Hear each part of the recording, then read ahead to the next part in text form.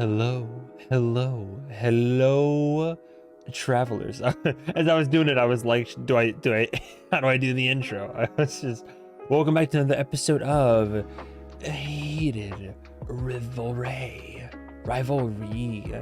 Heated, Heat ED, Heat ED, Rive, alright, Alri, Heated Rivalry.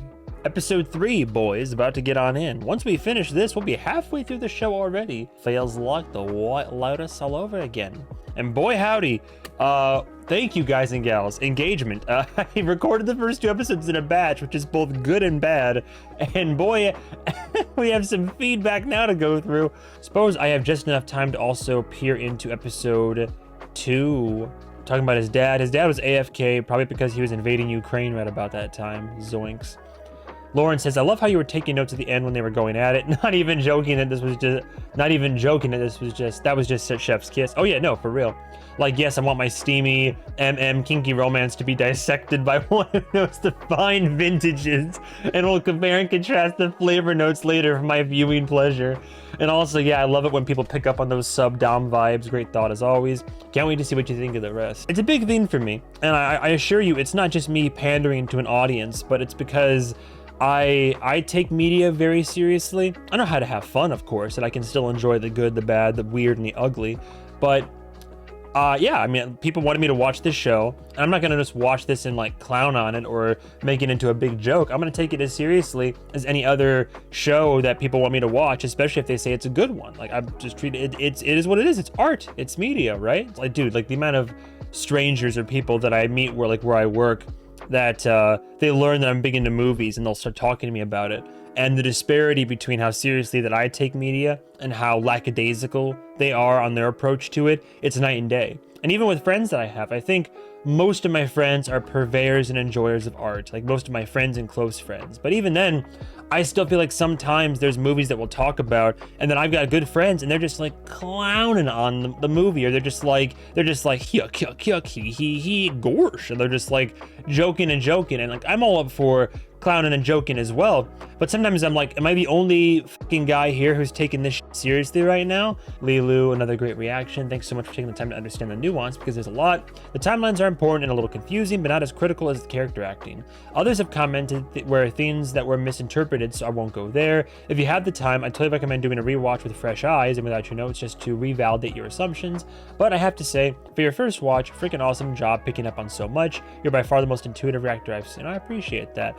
I assure you, it's only because I've been doing reaction series now for 2-3 years or so, but I cut my teeth on Succession and Interview with the Vampire and Dark. Like, those are probably 3, and even Severance, but those first 3 are probably some of the most challenging watches for character, narrative, and timeline world lore purposes. And even then, I definitely had my share of struggles. But when you watch shows like that, and then you're able to, like I said, cut your teeth, but like mainly get like that training and practice in, and those mentalities and mindsets, then you really, the more you watch and the more that you let yourself like learn and try to observe and pick up on and be educated by other viewers, then the more observant and you become, and the better off you are for it, in my opinions. Plenty of you guys and gals pick up on that I miss all the time. Art of Misi, yes, pick those boys apart, dissect them. I feel this is very much a character-driven show, and for a relatively simple romance, they did a good job at making them feel like real people with believable struggles. KX says, Ilya absolutely does not text Shane in Sochi. He looks at Shane's text in the bathroom to show he's thinking of him, but he does not attempt to contact him. It's a pretty important beat because the sex scene at the beginning of the episode is Shane's first time having penetrative sex, and then so in the timeline of the show, because their first time on the award show in Vegas, Ilya makes 0 attempt to contact Shane after having shared such an intimate act, which you can imagine makes Shane feel pretty used, especially seeing as he tried to reach out to Ilya in Sochi and was rebuffed. It's part of why he's so emotional watching Ilya win the cup. He's proud of him, but he's still feeling so hurt. I love watching you get into the show, but I think you need to slow down and pay a little more attention to what's happening on screen at times, because there have been a few times now you've made an incorrect assumption, like you thinking Ilya hooked up with his cousin. Well, that was less of an assumption, more of a Freudian slip a la me mishearing, but your point's still taken. When he actually said Coach's son, aka Sasha, or missed an important story beat such as the hints at Ilya's father's dementia. I guess that was a hint at dementia. I thought it was just him kind of in denial about mom and the whole mom stepmom situation. But I guess if you read deeper into it, yeah, I suppose so. Because I remember that scene when it's like, oh, talking about your mother, and it's like, mother's been dead, and then he kind of just has his father kind of has a pause and a beat. And I just thought it was his father just kind of like not acknowledging that obvious elephant in the room, but I suppose it can also read as dementia. Colleen responds and says, echoing your point about being okay with pausing and rewinding, I'd be happier to watch a longer reaction that included more pausing, rewinding, and taking time to really understand what's going on. I love the question of if Ilya is wearing Adidas because of a brand deal. Sir, that man is a Russian, is wearing it for the Slavic Riz. Fair point. Also, note that Ilya doesn't text Shane after Sasha leaves. He just brings the message up to look at it. The next time they talk is in the Vegas bathroom scene when Shane says that Ilya hasn't answered a text from him in 6 months, which is crazy, by the way. Guyana says, quick comment for the cousin confusion going on. Okay, yeah, sorry, yeah, I appreciate that. Sasha is in fact the other guy that Ilya has messed with in the past, and he is a past coach's son. I think the cousin thing came from the comment Shane made to Ilya when during the All-Star game. Shane made a jab at Ilya by saying he surely is enjoying his time with his European teammates because they can bond over Finnish falling in love with their cousins. I'm assuming that this is a stereotype joke like the Alabama cousins thing. But no, Sasha is not Ilya's cousin. Yes, that has been made abundantly clear to me at this point now. Yeah, I think it's also just when you say cousin's son in an accent with a bit of mumbling, it can sort of sound like, coach's son. So it's just like, yeah, coach's son. Like, I just heard cousin for some reason. Probably should have taken some questions, comments in between the first and second episode because there's a lot you misunderstood, misinterpreted. Hey, we're here now, aren't we? That was Shane's first time when they were at his apartment. Word, okay, right. There weren't any hookups in between that you didn't get to see. Oh, that's why there was so much consent discussion. Okay, no hookups in between. About dementia. It's funny how some people are like, hey, just letting you know you didn't pick up on this or that. But then to also phrase it as, I thought it was pretty clear. Like, that's kind of, again, that's a bit, it's a matter of opinion, isn't it? Like, I don't know. I mean, you're probably right. Like, to some people, I don't know. Some things to some people are very obvious, and some things to other people, like, I was watching and listening to that scene. Sometimes people act like, this isn't directed at you necessarily.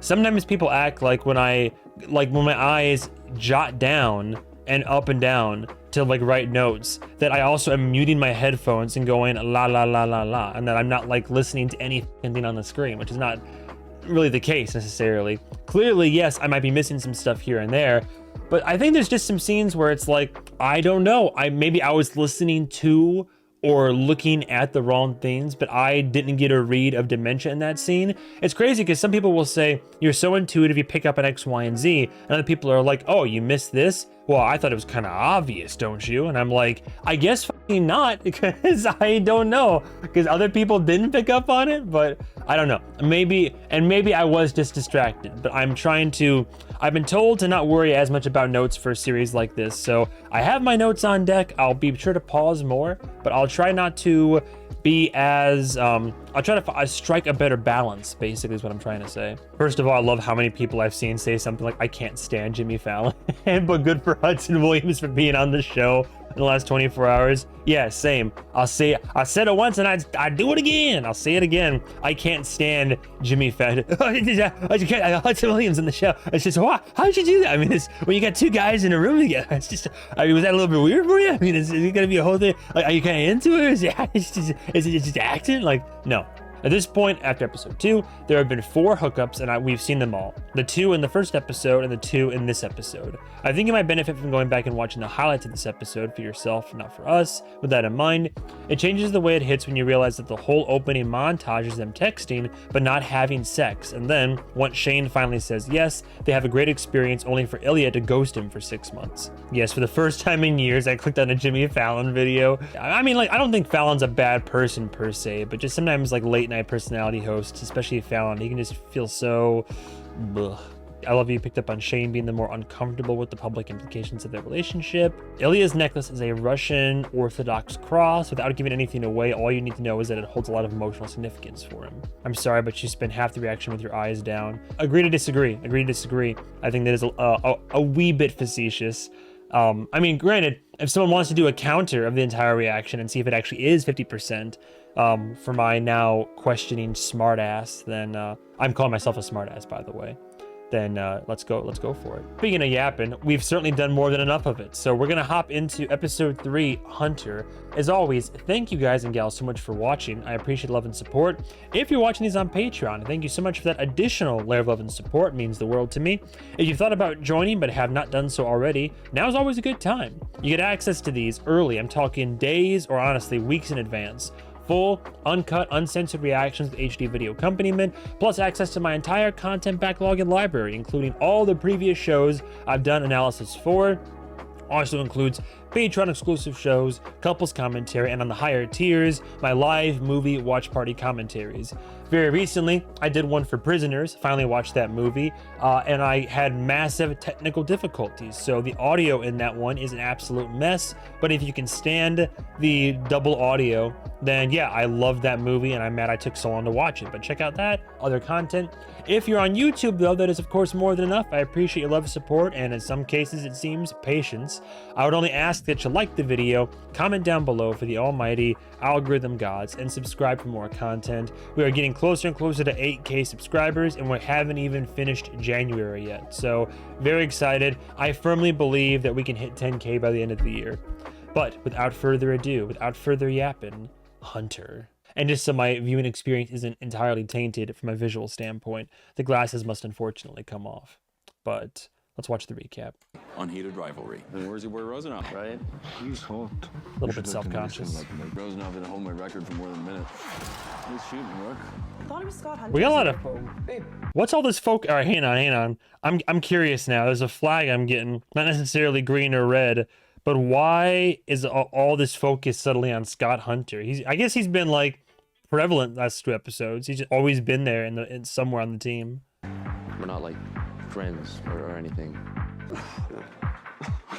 Are we gonna say he's also a little bit like, is there some like double meaning in there somewhere?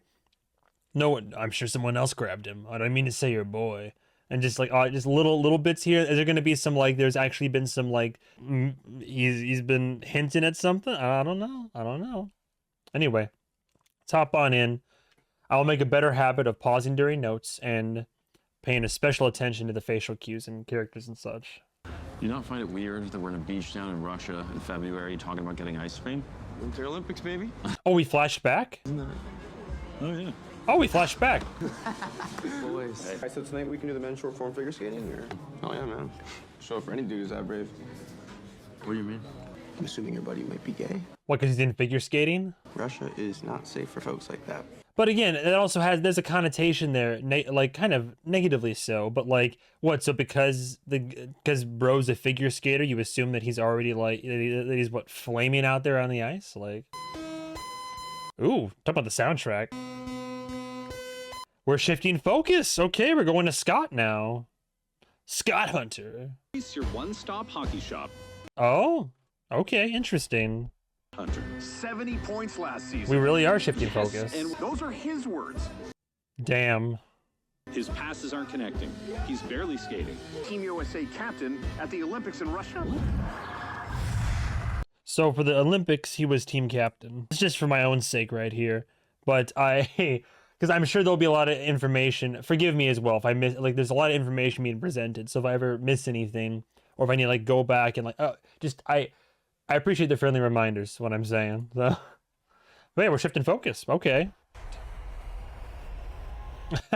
Subtitles whooshing. So this guy probably also feels a lot of pressure too. Bro's literally the captain of the team, and then like he scored 0 points. Bro's ripped though. Damn. Asleep at the smoothie bar. What a bad look. What a look. What's up? I am very sorry about that. It's really not a big deal. What's good? Just a bunch of very decent smoothies with deeply stupid names. Dude, all right. Really selling the business, huh? The best one's the blueberry one. Oh, you mean Blue Moon over Brooklyn? Oh, nothing. Just when I make it for myself in the morning, I add a banana. Oh, so you're kind of wild. Wouldn't be the first time somebody's told me that. Oh, we got some cheese. Oh, get a little bit of chemistry here. All right. Vary with the banana. Flashing each other those smiles. We can get away with it this time. Oh, yeah. Gonna add a banana into my smoothie, huh? Wouldn't be opposed to that. Dude, these two Chads over here. Oh, I see we keep looking at each other. Interesting. Yeah, he's looking him up and down a little bit. Kip. Oh, you weren't kidding. It's really good. Banana makes a big difference, I think. Oh yeah, I bet. Yes, it must. Get out of here, you two. Here, Gotta find a room that's not a smoothie shop. That's way too much. it's for you. It's a great smoothie. Thanks again, Kip. Hubba hub. Oh, she's like you two. You know who that guy is? Was that Scott Hunter? Was that what? Scott Hunter, the hockey player. Girl. Damn. Little bit of all right, Kip in the smoothie shop. A little meet cute, I think, as the kids call it. Smoothie shop. Bless Scott. They're just eyeing each other up. Okay. Eyeing each other. She's just like, girl, like, come on. What does this mean? Let me check my hockey. I mean, I'd be saying the same thing. The bar so loud. And it didn't even sound stupid when he said it. Oh my god. Okay, that's not fair, not hot. Just And your name normally doesn't sound hot at all. Both of you, okay? Kip is short for Christopher. It's not that weird. It's a short bus for Christopher and Short bus.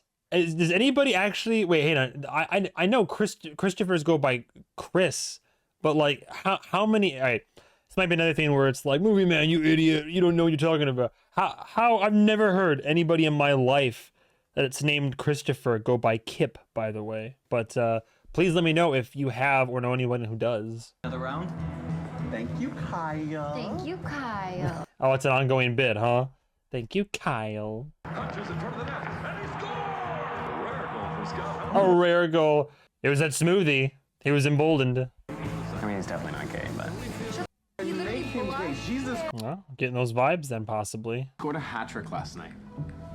Are you asking me what that means, or are you just telling me something I already know? Aww. Is he gonna come back in? This is so cute. This is so cute. So now Kip is watching games. That's cute. It's also interesting how we're shifting focus, but showing, I guess, that Ilya and Shane aren't going to be the only the only kind of couple we might focus on. And maybe, if anything, the way that Scott and Kip end up, like, maybe they're going to be more like public about it, or maybe they're going to have like a more like a healthier dynamic of it instead of one based around sex and social public discomfort. Nice to see you again, Kip. Oh, well. Again, Oh. Scott. Right? I am. Look who's nervous now. Had a night last night. Oh, did you watch? I did, yeah. I don't usually. Well, I watched the playoffs last year with my dad. It was amazing. He's a huge fan. Yeah, when something goes right with my game, I try to repeat it, and then I try to perfect it. Dude's lost in his eyes. I think your smoothie is what did it. No? Put your banana right back in there. The smoothie's a game changer. I really can. See you next game day, I hope. How good's this tip, though? Girl. Was she gonna hit him with that girl again? Dude. Girl. Nah. Who's that? Yes, it was. Aw, bro's daydreaming. And I know the whole smoothie thing is done. He just keeps saying my name, and it's low-key making me crazy. Aw. I told you I could come, and it's in like 2 months. Well, you say that, but... Dude, we love you, Kyle, but this is... Extra shrimp. Thank you. Gotta have your local bar. Oh, that was cool. Again, like I love the continuity into the in-world, like, because Shane has those sponsor deals. His commercials just casually playing on the TV. That was Shane, right? Extra shrimp. Thank you. Yeah. Actually had his hair done up too. What are you doing? Just putting the game on. Elena. What? It's a sports bar. Let's watch sport. Oh my god. Am I being crazy? What does Maria say? She's much smarter than you. And probably this idiot. Ugh. He's not an idiot. Come on, if you don't know when his next home game is, how are you gonna plan your next shift? Plan my shifts. I just gobble up as many as I can. Hey, in this economy. On Saturday. Are you working? No. Fix that. Huh. Nice. She's a real one. Literally taking shifts just so that he'll be here when he shows up. Yeah. Hey. It's nice to see you. Blue Moon over Brooklyn, please. Extra banana. Who's gonna make the first move, though? Laz. Oh, come on. It's above my pay grade. Management heard you came in. And no, you may not tip me. Grammar to prove to you that I'm being serious. May I drink this here. I've got some emails to answer, so I thought. Yeah, you totally may. Yeah. We're all about consent and at a straw and berry. Oh boy, get out of here. So what's the plan? Gotta shoot your shot. Somebody's gotta make a move, man. Invite him to the museum. Come on, dude. You're not worried about breaking your routine? No, I'm not actually that obsessive. Turns out I'm too lazy to be a serial killer. Nah. Took a quiz. I don't even think I could be a spree killer. Damn. What's a spree killer? BuzzFeed shit. But isn't A serial killer is someone who kills multiple people, minimum Over 30, time. but over a period of time, not all at once. Of course, this little bitch is into those like murder mystery like horror podcast series, and I'll tell you why, because I'm also into like I don't listen to them exclusively, but I do listen to podcasts that have gone over everything from the more infamous killers to the more obscure ones. But also I love Mindhunter, and I hope and pray. Side tangent, a little extra narration, a little yapping if you want to turn your ears away from that. But I am holding out hope someday for a Mindhunter season 3.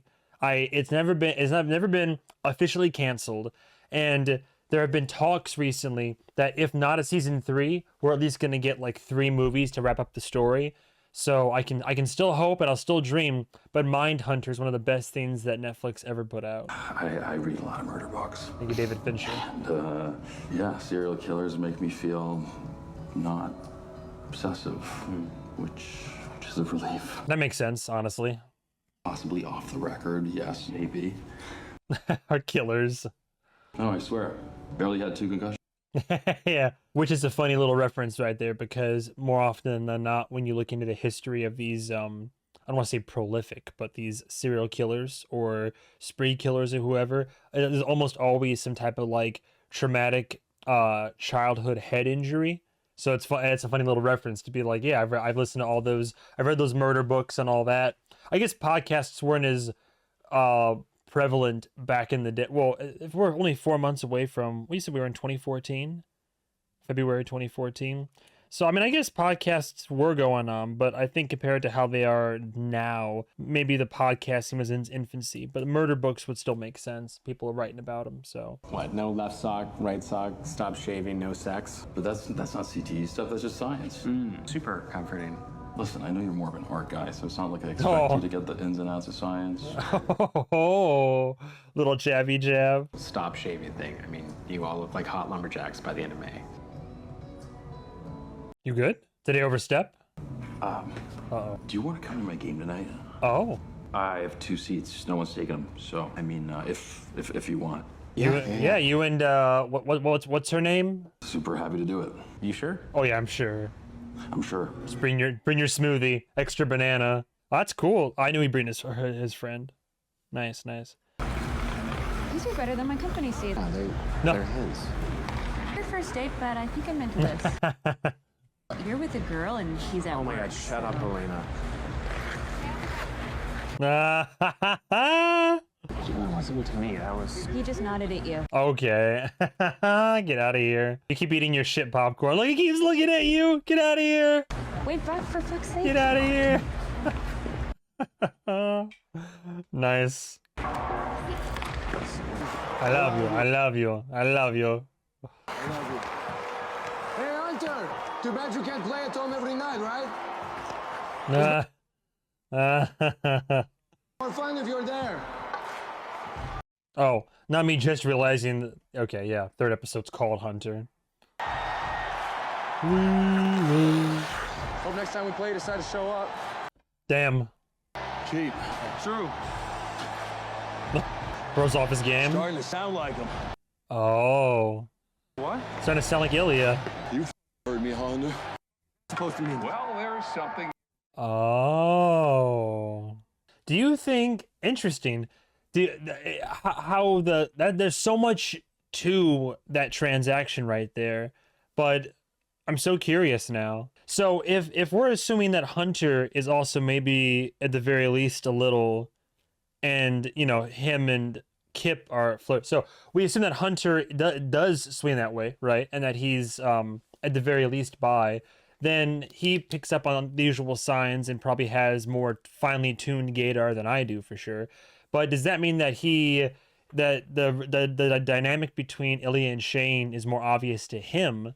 And if that's the case, is that an actual jab at Shane when they're on the ice, being like, oh, you two hang out all the time and you two are, you know, kind of close, right? So now you're even starting to sound like him, which is definitely how Shane took it in that moment for sure. But my question is, was that just a coincidence where he just was being literal, because literally Ilya talking shit out on the ice and now Shane is talking shit on the ice a little bit in a very similar manner to Ilya? Is it a coincidence that Hunter points that out, that Scott points that out, or is it literally him trying to make a jab at the same? He's picking up the same vibes that Shane and Ilya are kind of giving to each other. I'm curious. I'm proud of your hustle, kiddo. Oh. You know? You can get that scholarship anyway, so... Please, no jinxing me. No way. Good night. Oh. Night, Dad. Love you. Love you back. Seems to have a supportive father. Cool. Dude, Kip is like locked in. Uh-oh. You oversleep? What's happening to you? What's your problem? I can't find my black suit, and I have to leave so soon. Dude, he's also ripped. The dry cleaning in my closet, so... Yeah, I'm fine. I need the money, and I can't this job up. You're not gonna up because you're amazing, and it's gonna be great. Dad seems... No. I love you. Yes, buddy. Dad seems nice. Save it. Hey, he's here. What event are you catering, though? Oh, no. I'm so sorry about that. I'm really sorry. Is it Scott? Oh, you're a mess. It's okay. It's not my only tux. Oh, shit. Professional waiters. Now it's all just models. You can't carry a tray. Wow. Okay, bitch. Okay, bitch. Jesus. Was that his... Because we didn't see him at the party. Was he there with his... Is that his wife? Or is that his beard, per se? I don't know. Interesting. How would he not know what event he's catering, by the way? That it happens to be for, like, pro sports. This is not rocket science or whatever it is you're into. Art. What? Please don't fire me. No one is I fighting. was about to say, he's not going to fire you. Just calm down and get your shit together, okay? It's all good. It's all good. Okay? Deep breath. It's chill. Inhale. Exhale. He's got a lot of great support systems. It's nice. You can handle quiche? They're dry. He's got friends. He's got a little bit of loving family. Might even be looking at a potential relationship in the near future. Oh, I got a little wink still. Get out of here. I'm so sorry about earlier. That woman is horrible. And Oh. I should apologize. I was standing right in front of the kitchen door like an idiot. No, I'm the idiot. That woman did seem horrible. Okay, no wife, no beard. I'm sorry. I have to. Do you like Mexican food? Oh, a date! A date! Serial killers don't like Mexican food? Yeah, it was the time. But do you have the time to grab a bite with me? Like when this... Let's... Oh, look who made the first move. Mr. Team Captain over here. Yeah. Because there's this great place right around the corner and it's open late and... Hell yeah. Hell yeah. Don't mind waiting until I'm done. Not even a little. Oh, now what would be? I know, I'm sure it won't be the case, but you know what would be truly tragic is if he is just like, man, this dude seems chill. Oh, I'd like to hang out with him. Oh, he just seems like a really good friend. Seems like it'd just be a good hang, you know. We have some good conversations and all that. Like, what if there were no like romantic undercurrents at all? Pluribus all over again. Carol and her totally platonic friend Helen. No relation. Hi. Ooh, that's a long line. Uh-oh. Is it worth it? Probably not, right? Damn. We also don't actually have to do this. Oh, giving him an out. I like that. That works too. Oh, shit. Invite you over to my penthouse there, doll. Come check out my nice duds. We hockey players all have wonderful suites. Oh my god. And he's over here like, I get you in a suit. I figured you'd have a nice place, but Oh? This is insane. Get out of here. Right next to the lamp, too. Do you want a full tour now, or... Or. Bold. Epic or. Bold and brash. Nice, nice. Just gonna put a big heart in my notes. Got the blue lighting. Okay, see, interesting contrast a little bit, because whenever, unless I'm mistaken, whenever Shane and Ilya make love and hook up and all that, it's more these warm yellow, like a warm yellow amber, this like gold lighting. And I see a little bit of the gold when they first got in and off in the background, but with them now, it's more of that, like, it's that cool blue, but it's less of that sterile blue and gray that we saw when Shane confronted Ilya at the figure skating competition. It's more of these like almost like in like cool, calming, almost like a warm blue and inviting, but different color for their lovemaking.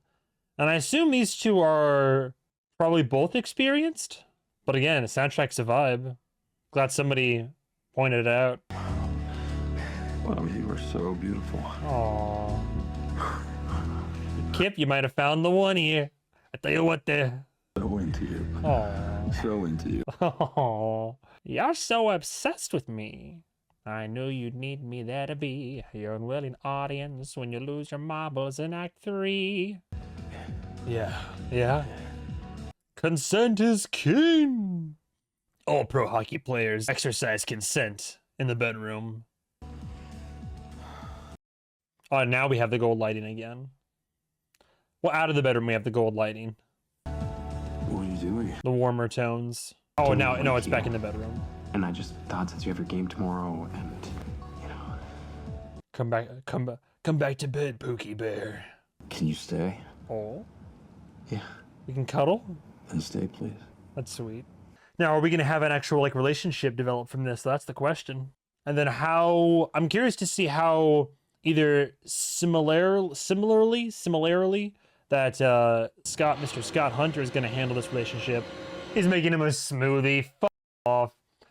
I'm curious to see how similar Scott's going to handle this to Ilya and Shane, or if it's going to they're going to handle it differently. Dude, how are all the men in this show so ripped? Get out of here. I'm trying, okay? Okay, I meant to surprise you, and I was gonna go out and get stuff, but I looked in your fridge and you basically had all the ingredients. It's chill. Oh, Kip is such a worrywart. It's okay.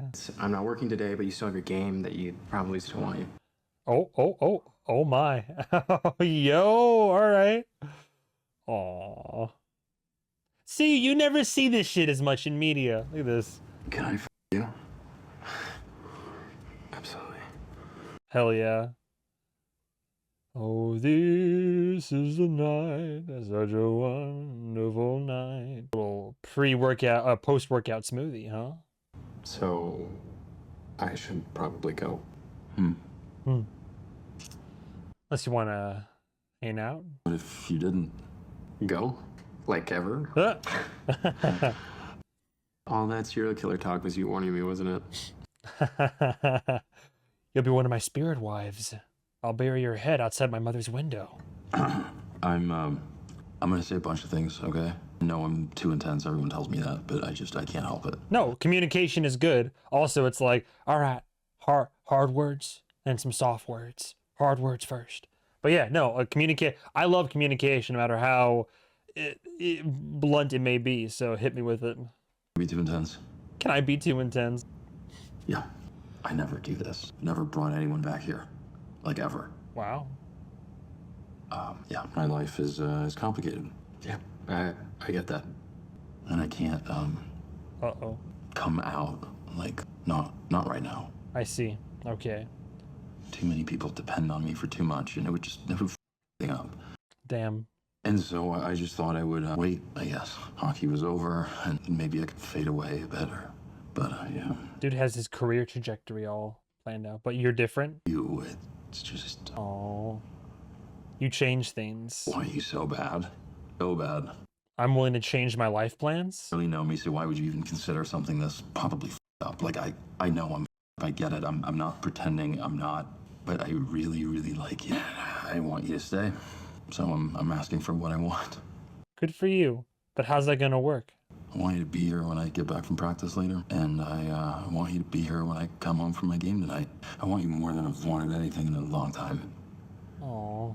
Is that too much? It's definitely a different dynamic, and it's extremely healthy communication after night one. Unlike Ilya and Shane, this is kind of like, it's very similar, but basically they're like, they're expressing their feelings and emotions, and he's being very realistic about it. But it sounds like he might even like, he likes Kip so much that he might even kind of change his, because his whole plan is like, hey, I was gonna come out someday, but I literally, I feel like I can't because of the pressure on me right now, and because I have so much riding on this. If I came out, it would, you know, unfortunately, it'd be a bad look for the team and for what we have going for us, what we're trying to accomplish and all that.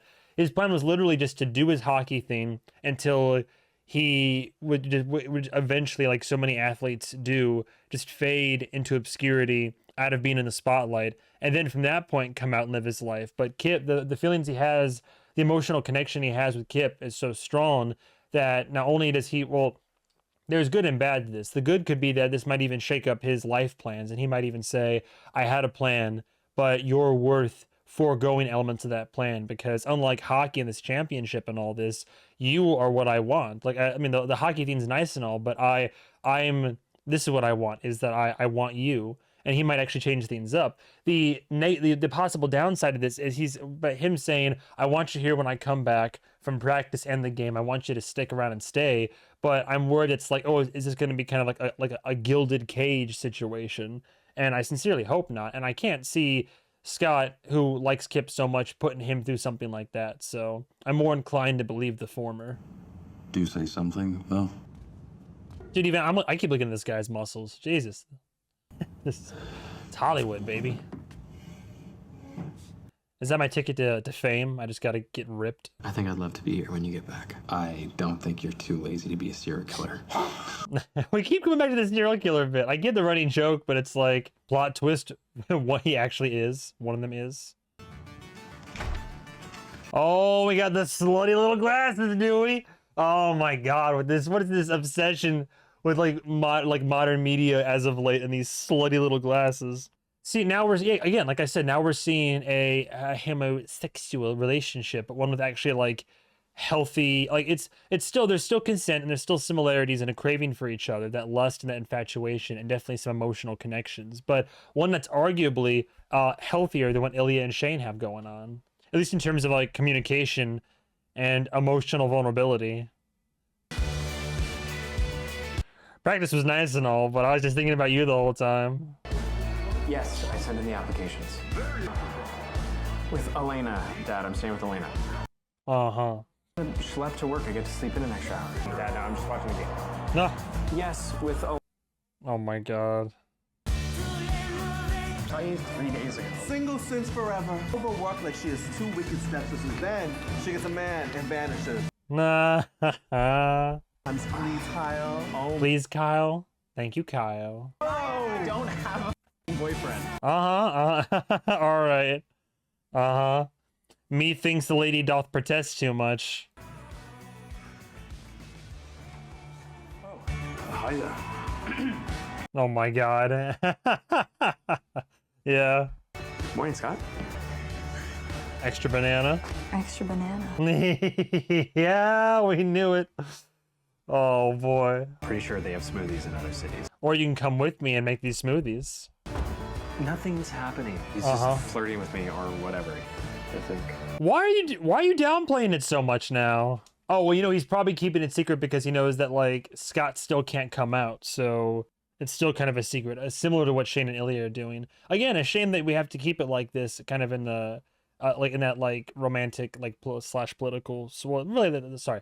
It's a shame we have to keep it like this in the social climate, right? Like, these intense, romantic, genuine connections and relationships, and we have to, like, keep it all hush-hush. But they're definitely more or less taking it to another level here. Oh yeah? From where? For me, I made it. Very sweet of you. You did? You made me salad? I'm not just a pretty face. Oh, but you're a very pretty face. You applying? Who's that? It's an artist I love. Oh. He has a new show out. Oh, cool. I should buy some art. What? Hey, I'm not just a pretty face either. No. You're also a very, very hot body. Yeah, see? Multifaceted. Rawr. Oh, I thought someone walked in. Oh, gee. Oh, dude's jumpy in public. See? We don't have to do this. See, him and Shane have a similar thing going on here where, well, I mean, even Ilya to an extent, but Shane is very touchy about it in public as well and very nervous about what public perception could be should somebody start, you know, catching on to what's going on here. And now, like Ilya and Shane, Ilya and Shane don't really even hang out in public that. I mean, they do when it's around the game or an event having to do with the game, kind of. But aside from those, like, low-key, like, secret hotel room hookups, like, this is something. Like, they're actually going out in public somewhere to a fucking art gallery. This would look great in the living room. Not on the fireplace wall, but on the way to the bedroom. I think it would... Oh, and you shushed him? No, and now we have the... Sorry, it's okay. Bro's fucking terrified right now. Maybe we should... Amazing, isn't it? Yeah, it's beautiful. So are you two just browsing? Oh, I think we're just browsing right now. Yeah, thank you. Excuse me. Oh. Bro, and I get it, but bro shushed him though. That's not great. Oh, dude, he's genuinely shaken up though. Oh, now the colors feel a little bit colder in here. I'm really sorry. I thought I could do that. I really thought I could. I wanted to. I just... Damn. At least he immediately recognized. It's scary as shit, man. For people in this position, and even people that aren't in this, like, as an important, or like even people that aren't in a spotlight like that, trying to, like, come around to who you are and, like, what you want, and then being able to, those steps that seem, you know, minute, and like typical relationships, but in these circumstances, that's a lot of pressure. I'm really glad that he immediately, you know, again, there's that vulnerability there, and in public, yeah, it was kind of about like shushed him, and then was very like cold and sketchy, and finally like ran out because he was just too like scared of the situation. But I appreciate how he at least immediately was like, hey, yo, I'm so sorry. I thought I could do that. I didn't mean anything by it. I just like he was in fight or flight right there. Oh, dude. I at least appreciate the apology for mailing off some parcels. I love New York. Road trips are just killing me. Because I'm sure Kip, I was going to get him a little gift. I'm sure Kip felt, you know, definitely a certain way about that in the moment, but I think the immediate apology afterwards and them kind of having an understanding. I think the fact that I keep wanting to call him Scott. I guess we can call him Hunter, right? I mean, he probably goes by Hunter. I think the fact that Hunter, aside like initial flirtation, trying to catch a vibe from each other, see where we were both at aside. I think once he invited Kip over and once they engaged in the more, you know, serious matters, that I think it speaks a lot to Hunter and the situation that he communicated his feelings and where he was at mentally and emotionally right up front.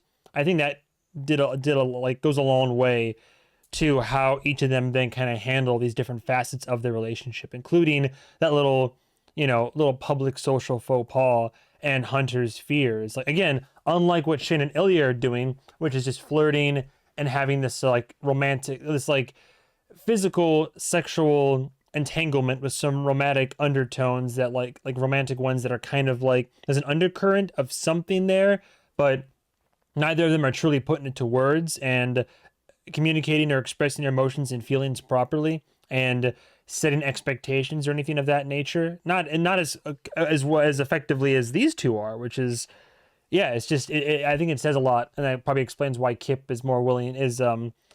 Kip understanding him makes even more sense and be important for the situation, as opposed to if Shane and Ilya, if they had gone through with that, which they kind of did when Shane tried to talk to Ilya at the figure skating competition and at minor moments in public, and then, you know, typically they can at least talk to each other in public or be sitting next to each other, but especially like moments like that where then Ilya pushes Shane away and says like, we cannot do it here. Like, I mean, it's brutal. I think I'm cursed. Scary old lady curse. I know it's dumb, but I'm not the only one who's superstitious.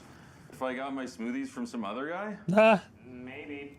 Probably. If I filled you in on all the juicy details, like Oh. how he blended them. Ooh, what if it actually was a scary old lady? What if I started seeing other guys? What do you mean? Oh, what if I came along with you? Here. Oh. Yeah. I know it's dumb. I know it's dumb. But I saw them at a bodega and I thought they looked like your smoothie. Aw, that's so sweet. It's little acts of kindness, little gifts here and there, like you're thinking about me, and a little gift. That's the biggest thing. That's the biggest compliment I think that can be paid to somebody, or one of the biggest ones. Like, especially if you're more of an acts of kindness, acts of service, or gift giver. If that's how you kind of express and show emotion, affection, and love, and all that. A big thing for me is, you know, I listen to, like, in a relationship, you know, I'll listen to my significant other, my partner, or with friendships, you if you're friends and like somebody, listen to them and then pick up on what their interests are, inside jokes, quirks, likes. I always get this feeling whenever I'm like out in a boot and I see something in like he did, like in a bodega or a shop, and you see something, and it's just nice when I see something and it's not, you know, if it's like too expensive or too big, I might take a picture and be like, oh, you'd love this. But if it's something that's, you know, manageable in the moment, I'm like, oh, so-and-so would love this, I think. And I just get it. And there's it's self-fulfilling, but also it's just nice to, like, you know, oh, I saw this, it reminded me of you, it made me think of you, I got this for you, here you are. And then to receive those things too. And so if someone's, you know, traveling or sees something and just it lets them know, it lets you know they're thinking of you and they cared enough not only to think of you and retain your memory and such, but also they then got you a little something, even if it's socks. That's super sweet. Absolutely. No. Oh, and he's wearing them in the locker room for good luck. That's sweet. That's so sweet. Hell yeah. His lucky socks.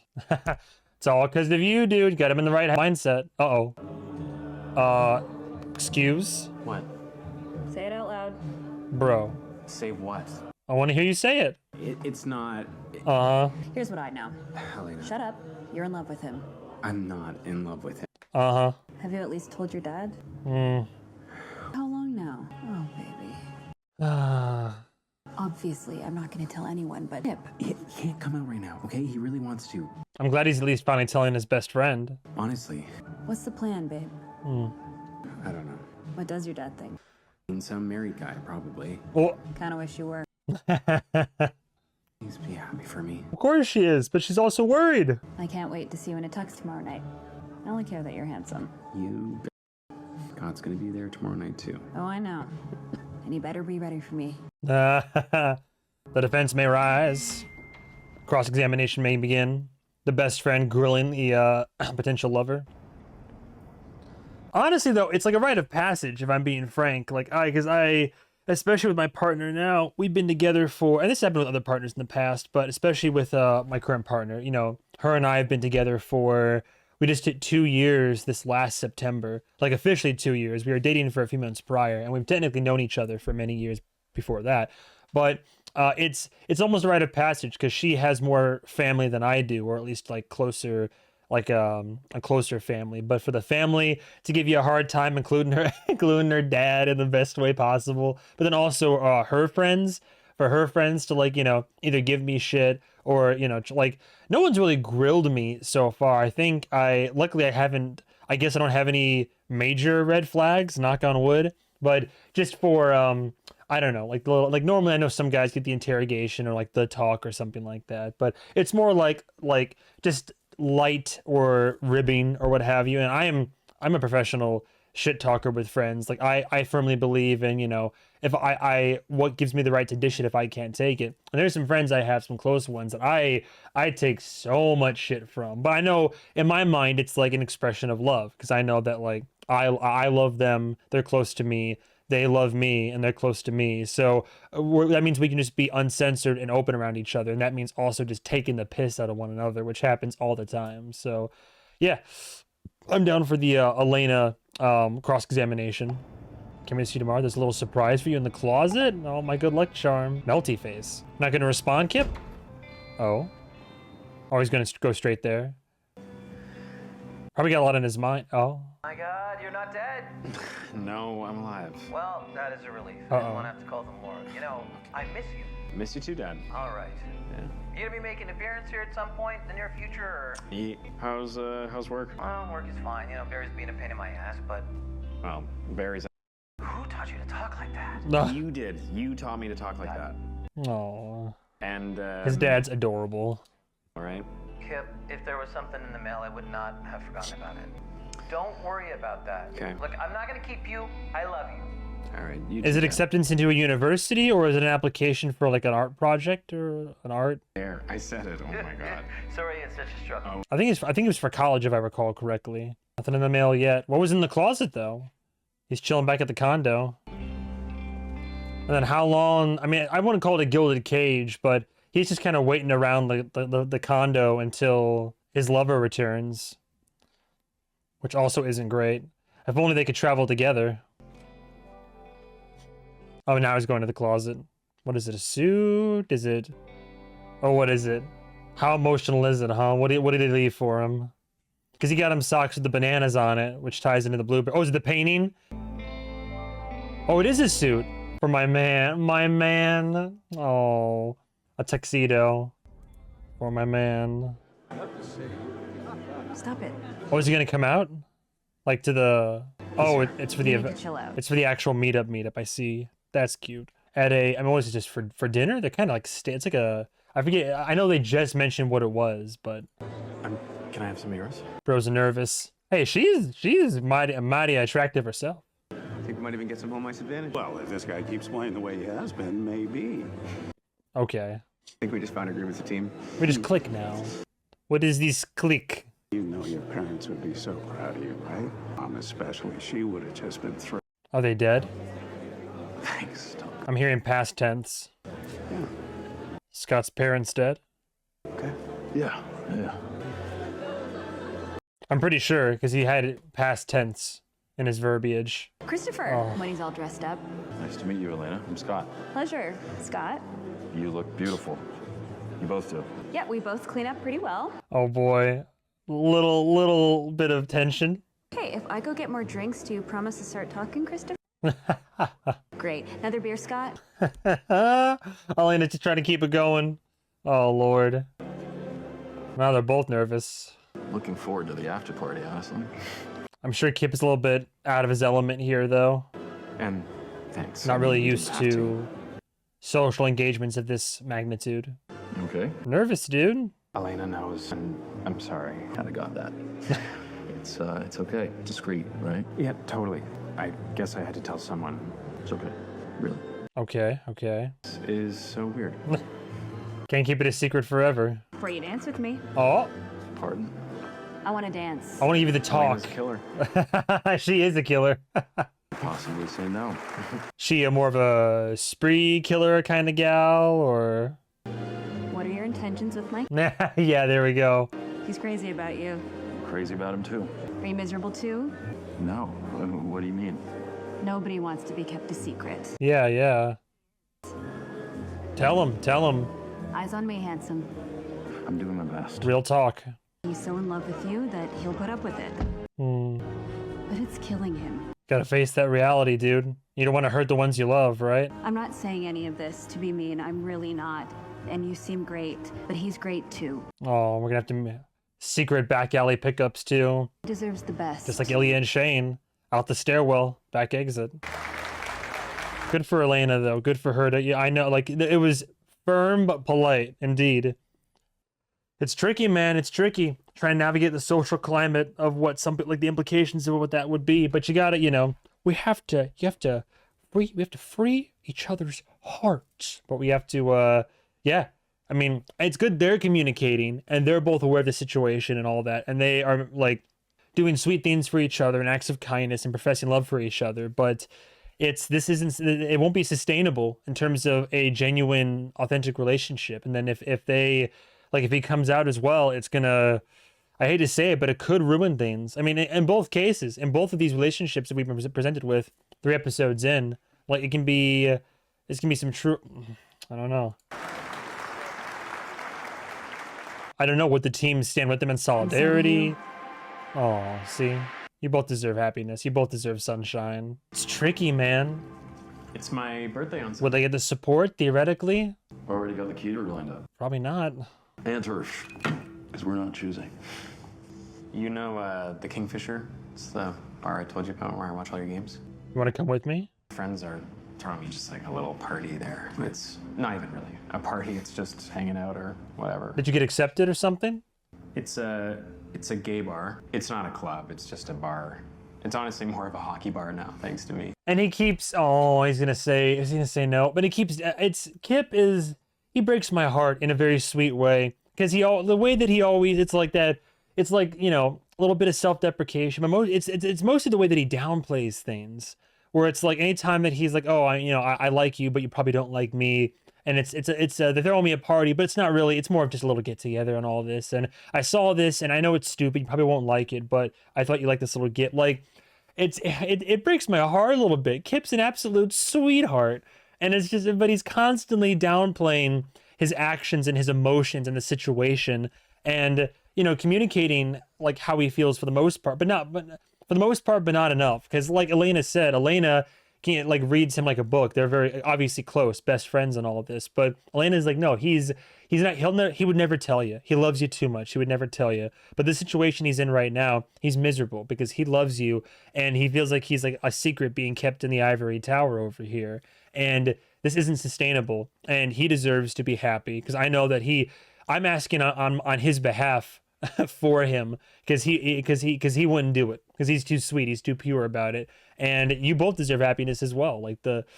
But just the kind of guy Kip is. I was thinking that you could just come as my friend.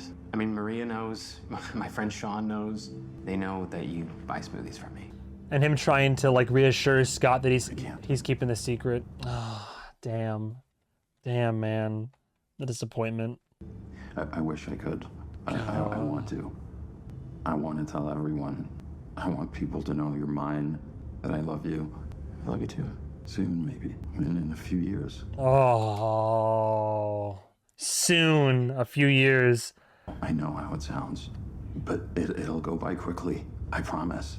Like other people. Oh, it's a shame. I heard what you said in your speech tonight. I know that they're your family and that you feel responsible for them, and I get that, Scott. I have a family too. I keep lying to them, and I don't want to. Kip is the person you're afraid of being, Scott. It's Hunter. Sorry, that's not what I meant. It's okay, I know what you meant. But it's also, I appreciate the emotional maturity of, even though there's conflict between them in this sense, in the relationship, like they are both, like, I love how understanding each of them are, because it could be so easy for us to hit a trope right now, for us to like go into like the dramatic breakup, or for Scott to be, it'd be so easy for either of them to be super defensive or to be very, very emotionally turbulent about it, and the fact that like whenever there's a social faux pas committed, or one person expresses their opinion, or whatever way it's going in this episode, I just love how emotionally mature they are to each other in the situation, understanding, albeit begrudgingly so, but it's a rock and a hard place. It is, and both sides understand the other one, and both sides want the same thing ultimately, but I'll go home tonight. I need to. And good for Kip for not getting lost in the sauce. And it's very hard for, I got to acknowledge the strength that Kip has in the situation right now.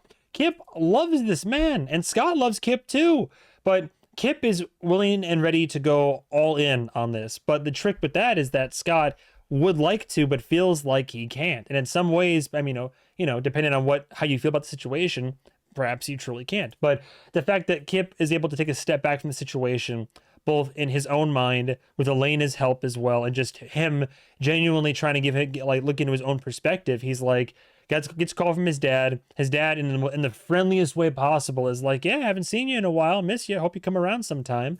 And he realizes, as nice as this is, and as lovely and delightful and enjoyable, as much as I love you in this situation, or at least the nice parts of the situation, I also have a life, and I can't just wait around the penthouse for you to come back around calling, and for us to have these, again, not, it's like back alley. I mean, I guess it is pretty back alley and seedy. A lot of parallels to Shane and Ilya, but in this case, props for there's much more communication. But even with the communication, well, still, props to Kip for being able to say, hey, he's not breaking it off either. He's just like, I love you. I know you're telling me a few years.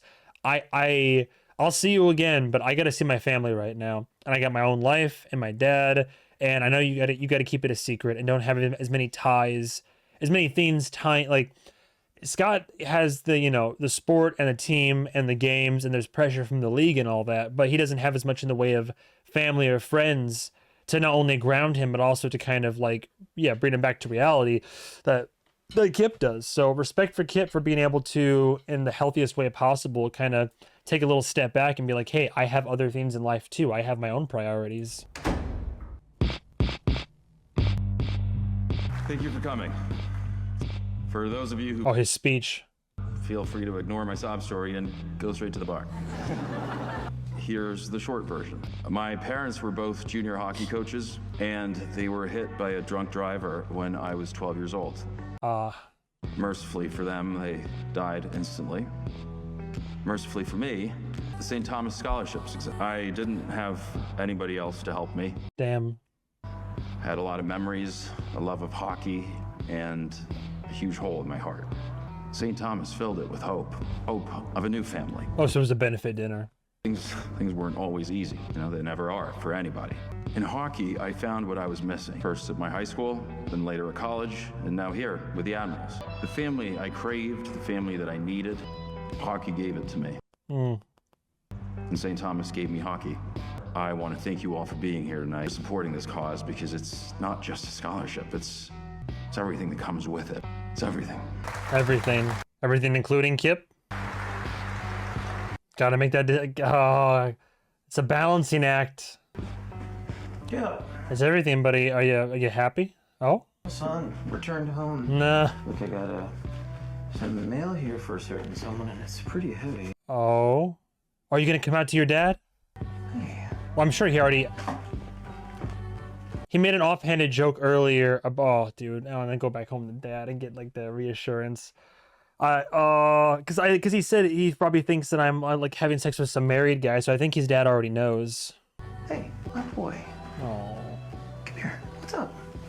Whoa. Oh. I'm sorry. For what? You got nothing to be sorry for. Oh, Dad. Oh. That hits. The fact that I can never tell my dad. I don't think I ever could. And he got a full ride? He got the full ride scholarship too. Oh, is he? Oh, and he watched him outside the bar. Oh, he wanted to be there so badly, but he just can't get up the courage to go in. Oh, dude. And now here we are back in February 2014 at the Sochi Olympics. And now you have the added context of him having this on his mind. Hey, good dress, man. And now he's gonna be off his game. Still wearing the lucky socks. Oh. Oh, that's rough, man.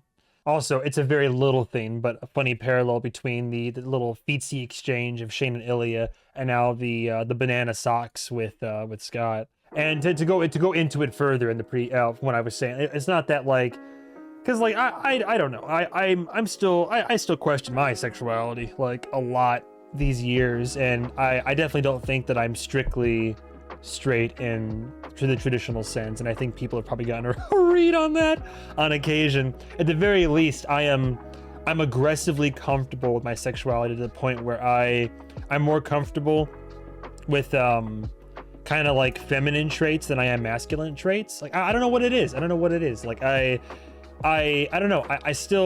I'm comfortable being a fella, and I'm comfortable like in a hetero relationships usually, but I also don't mind like flirting with fellas and the idea of being with a guy or embracing. Like when I say like feminine trait, I mean like like dress. I don't know, like just embracing that kind of this and this lifestyle, or like little things, whether it's like a painted nail or like wearing like certain clothes or whatever, or just it's hard to get into words. But all that to say is that heaven forbid, I'm sure if I were to ever try to tell my father about it, or if I was in this case gay, or I think even full on bisexual, like I mean like the way my father is, an old-fashioned guy, he's made his opinions and all that very clear in the past. It's all nonsense to him. So it warms my heart that some people have, like, my mother would accept me no matter what I said or did. I could probably kill somebody and she'd be like, well, let's talk about it. How do you feel? Like my mother and father, when they were together, because, you know, bastard child over here, but when they were together, it was very Dharma and Greg. So I have, like, I don't know, the artistic and emotional side of my mother, while also having the business acumen and the I don't know, like there's certain like traits and personalities of my father that I also have. So I'm a weird love child of that. But all that to say, I can imagine that even now in the waning years of his life, when he's trying to come to terms with how the world is and how it's changing, part of me sincerely, I mean, like, he thinks he knows me. He'll never watch this video, but he thinks he knows me, and I know for a fact that he has an idea of me, and contrary to his belief, he doesn't know me, and he probably never will know me. That's a fact of life that I've come to terms with, in a way. I mean, there's a lot of emotion behind that, but I think I've been able to compartmentalize and accept the things in life that I cannot change. And even if I did try, I think at this point in life, if I did try to communicate at like these other deeper elements of me as a person and such, I don't know if he has the bandwidth to really, not to insult his intelligence, but emotional intelligence perhaps. I don't know if he has the bandwidth to accept, let alone, well, process that, let alone accept it. But anyway, trauma dump session aside, I'm glad that Kip has that. I love that episode, dude. I loved that, because Shane and Ilya have been great so far, and like watching them in their own right and watching them develop and watching that, like, their story. And we've always seen this Hunter fellow, this Scott Hunter in the background. I didn't know we were going to take a whole episode to kind of like part ways with them and provide more context to another character. And I loved this dynamic, because there's parallels, and there's also there's ways in which they're similar and ways in which they're different. And I loved getting to see another relationship. And I almost I almost want to say I like them more. I don't know about that. Like Shane, like Ilya and Shane, they're much more complicated. But Hunter and Kip could be something so insanely special and sweet and loving, and they're on the precipice of that. I love the communication. I love the emotional vulnerability. And if Scott felt like if he just took that extra step, and I understand why he's hesitant, and I don't fault him for it necessarily, I get it, but like, that's the tricky part, right? Because at the end of the day, hockey means so much to him, and it's given him this life and meaning and purpose after he'd lost so much. But then there's also this key part of his identity in person of who he is, and what this last step wherein he could truly come into his own. But because of that relationship he has with hockey and the importance of that to him, it's like, it's fulfilling, but it's also holding him back from this person that he has now met and has fallen head over heels in love with and wants to spend his life with. Now there's that fear and that apprehension, and Kip, the sweetheart that he is, he's so understanding about it, and he wants to be there for him. But good for Kip for being able to communicate and also still be like, hey, I love you and I want to be here for you. And he's still trying to include Scott in his life, and without having an outright breakup, he's just like, hey, I want you in my life. I'm having this get together. It's a little party they're throwing for me because I've got a full scholarship right and all this. And maybe this is a doomed romance. Maybe it's just, it can't be, which would be very unfortunate if that is the direction things took. But he made a final attempt there, an effort, as he's been making, to include Scott in these important parts of his life. And even then, just Scott couldn't meet him at that point. And it's unfortunate. And I can only hope that in the future, maybe, I don't know, if the matters of the heart get above the matters of his career and his passions and all that, that's difficult to contend with, because I worry that Scott won't be able to have it both ways. But I don't know. I really empathize with I keep saying Scott, Hunter, interchangeable, I guess. I empathize with Hunter severely, because the way that he feels about hockey and the sport and what it's given for him is how I felt like growing up with like TV, film, movies, and games. And it's part of why I take it so seriously. It's because, you know, growing up, I eventually, by the time I got to, like, it was kind of in middle school, but it wasn't truly until high school that I really got friends and friend groups and all that. So when I was a kid, you know, I spent a lot of time alone, and it would just be me playing with toys in my room. But then, you know, my dad and my mom would get me I always had that little small the little tube TV with the built-in VHS player. And whenever it was, you know, I mean, my mom would be busy working, or when I was really young, going to college and then working, and then I'd visit my dad on the weekends when I was growing up, but he would also be working and busy, so I would just be alone in a room in a house a lot of the time. But I always had these movies, and I always had these shows. I would always watch the shows on TV and watch these movies, and they would always be there for me, and I would always connect with the characters and the narratives and these huge worlds and these all of this. And that's what part of like what greatly imprinted on me, because they were always there for me. I got lost in these worlds, and I understood that it served as something, as like an accompanying presence. And so as I've grown older, it's only further served like that accompanying presence. And of course now I have support systems and relationships and friends and all that, but similar to what like hockey and sports does for Hunter or for other people, my passion is in this, in media and in film and television, and it means so much to me, and it's given me so much. And what's crazy is that it gave me so much as a kid and turned into, you know, a hobby and then a passion, and now literally it's like slowly becoming a career path. I get to, you know, it's been so fulfilling for my life and such a crucial integral part of my life, my who I am and my personality and all this. And it's given to me. I try to give back using it as a platform. And yeah, and not me going on a little rant here at the end, but or a little monologue or what have you, but that's, yeah, I get it. I get why, like, you know, even though sports aren't my thing, and I can give two wet shits about hockey and all that, I completely respect and understand where that passion's coming from. And it's why that I don't really disparage, you know, I always make jokes about sports and whatnot, or like other interests and hobbies that I might not be into, like let's say chess, for example, just as a random one that I don't really personally care too much about. But I fully understand how for a lot of people, you know, chess or table tennis or hockey or sports or other interests, that's people's core identity, and it's their bread and butter. It's what provides for them what media has provided for me. So I get it.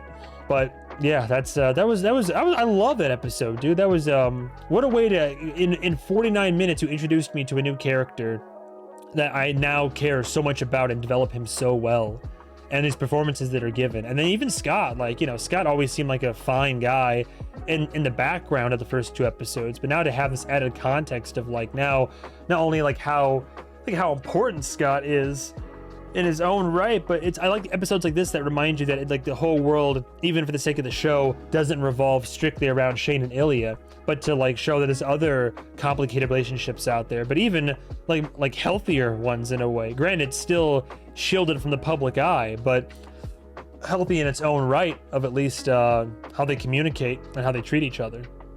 In any case, we are already halfway through season 1, although I've heard that the show has been renewed for season 2, so boy oh boy. But we have only three episodes left in the first season. It looks like from the photo here, we're gonna segue gracefully back into the Shane and Ilya spheres, so looking forward to that. Yeah, what else is there to say? Thank you guys and gals so much for watching. That was the third episode. That was Hunter of Heated Rivalry.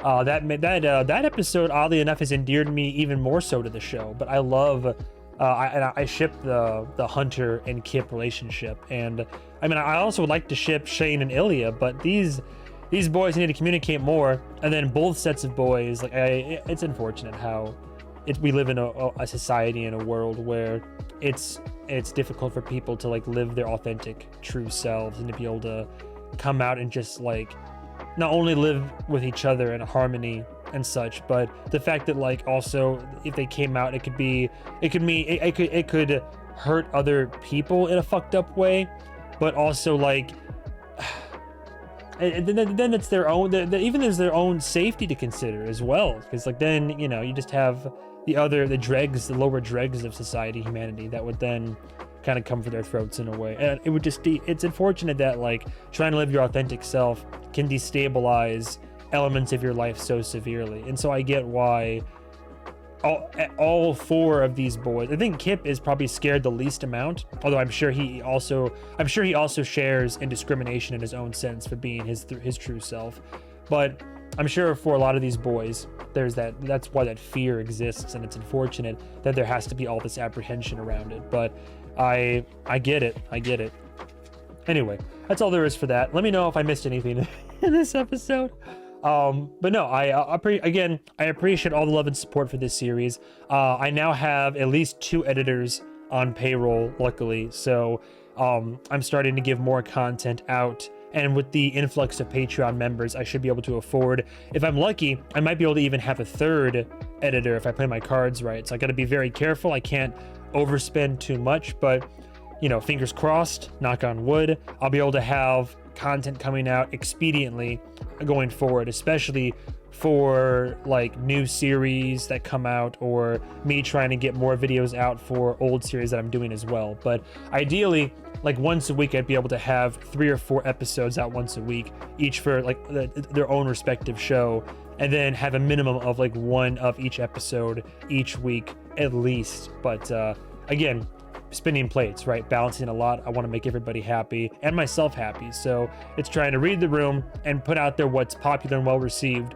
while still doing series that I want to do for my own sake. But I hear you guys and gals at home, so I'm trying to give you more of what you want. Anyway, yapping. We're done with the yapping for right now. But thank you guys and gals so much for watching, and stay tuned for the next episode of Heated Rivalry. The Heated Rivalry. My Rivalry. My heat my heat added Rival on rye with a side of with some chipotle mayo on there. I'm losing my damn mind. If you're watching this on Patreon, thank you so much for that additional layer of love and support. It means the world to me. If you're not, but you've been thinking about joining, now is always a good time. You get early access to these before they hit YouTube. I'm talking days, if not weeks in advance. Full, uncut, uncensored reactions with HD video accompaniment. Otherwise, if you're on, plus access to the rest of my content backlog and library, which includes all previous reaction series that I've done, including Patreon exclusive shows, couples commentaries, and on the higher tier, full-on movie, live, watch party, and commentaries. But if you're on YouTube, that is of course still more than enough. I appreciate love and support. I would only ask that you like the video, comment down below for the almighty algorithm gods, and subscribe for more content, of course. We're getting close to 8,000. I firmly believe by the end of 2026, we'll hit 10K, which would be crazy, but also really cool. So thank you. Have a good day. Have a good night. And as always, goodbye. Goodbye, lovers. Goodbye, travelers.